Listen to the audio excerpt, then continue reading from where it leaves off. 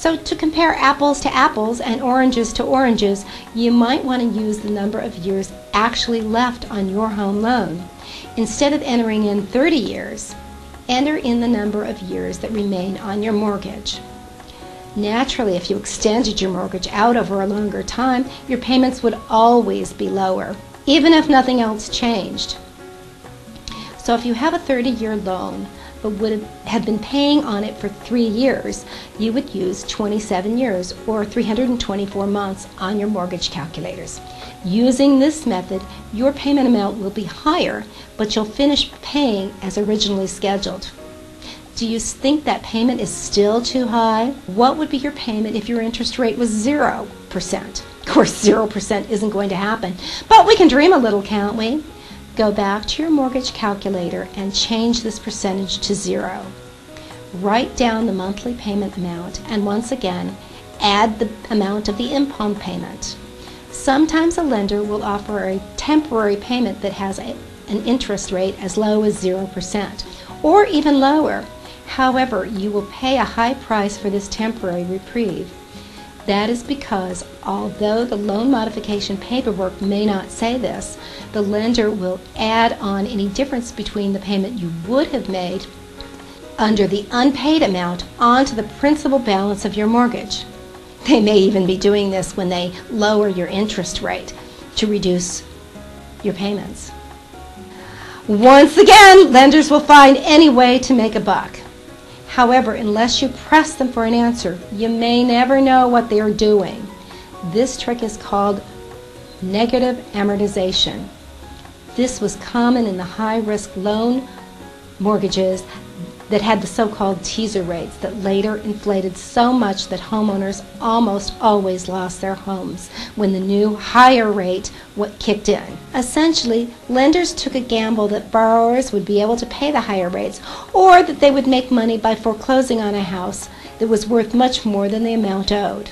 Now, if you don't plan on keeping your house for very long, take advantage of the negative amortization because it can give you a low payment. But if you want to permanently stay in your home, be aware of the high price you'll eventually pay to have a negative amortization loan. Now that we've seen what Uncle Sam will pay your lender to modify your loan, and we've seen the kind of payment you might get with a modified loan, after factoring negative amortization, you can see what loan modification looks like, warts and all. After spending more time than you probably ever want to with a calculator, hooray! Now you're ready to tackle a pile of paperwork. Don't start crying. Filling out the application is actually the easiest part of getting a loan modification. You can either call your mortgage company to have them mail you a copy, or they might even have it on their website. Don't submit an incomplete application because they'll reject your application and probably have a good laugh about you at the office. So it begins with the most important scavenger hunt of your life, getting all the required documents. Each mortgage company will require a different set of documents. Some companies will want to see 3 months of income records. Some will want 6 months. Some will want 2 years of tax returns. Some will want 4 years.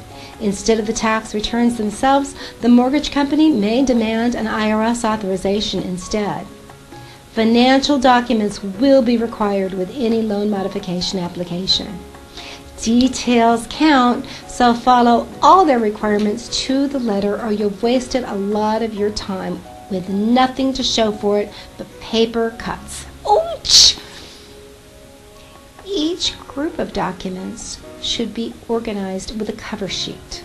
The cover sheet should describe the nature of the documents you're submitting in an organized fashion and should state the number of pages.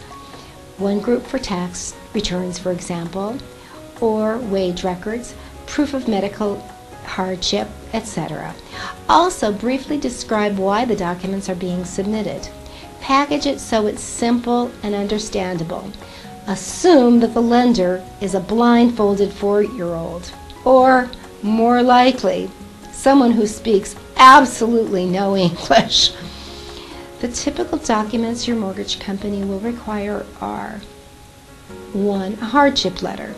2. Your income records, which may include pay stubs, retirement benefit statements, or an unemployment award letter. Tax returns and an authorization to obtain your tax transcript directly from the IRS. 4. Bank account records. Preparing a hardship letter can seem about as easy as climbing Mount Everest in a pair of flip-flops, but don't fret, because some mortgage companies will actually supply a handy form letter. Just be careful when it comes to submitting a hardship letter.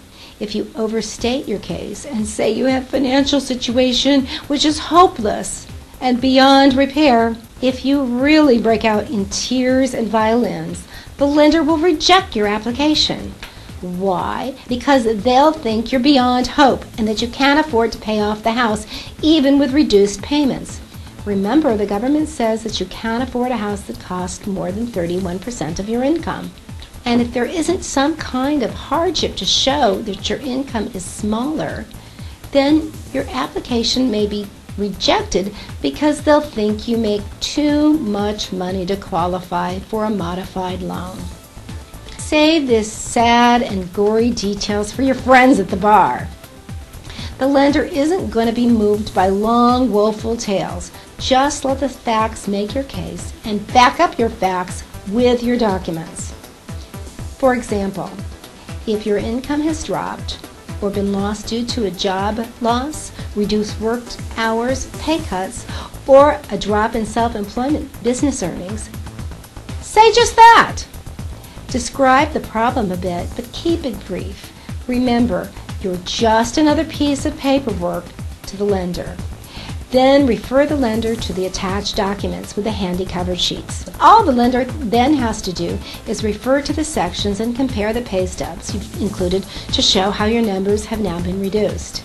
State briefly what you're doing to bring your income back, but don't be too optimistic.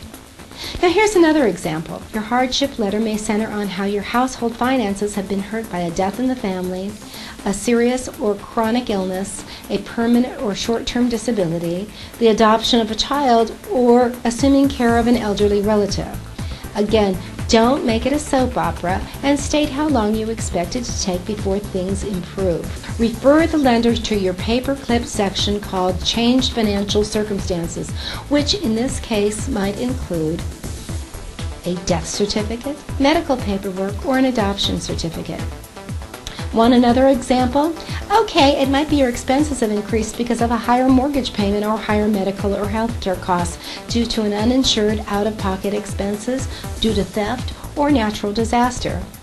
Or you're facing higher utility bills or higher property taxes. Again, give a little detail and spare the violins. You're not going to get any tears out of a lender. Refer the lender to your clearly labeled backup documents, in this case the utility bills, property tax bills, and so on. Finally, your reason for hardship may have to do with overwhelming debt. Credit cards or home equity loans include copies of the credit card bills, your credit report, or loan documents to show where your money is going.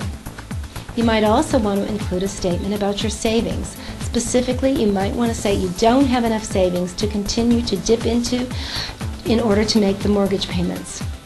As long as you've got the documents to back up your case, you should be good to go.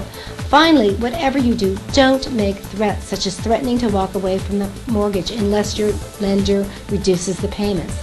The lender will most likely shrug it off. Besides, your mortgage company probably has insurance to cover their butt in the event of a foreclosure. You're in about as good a position to threaten as a bug threatening the windshield of an oncoming semi. Guess what? At this point, there's a light at the end of the tunnel. You're almost done preparing your loan modification application. A few other tips. Make several copies of the application so you have spares in case of a mistake. Print your answers clearly. No chicken scratch.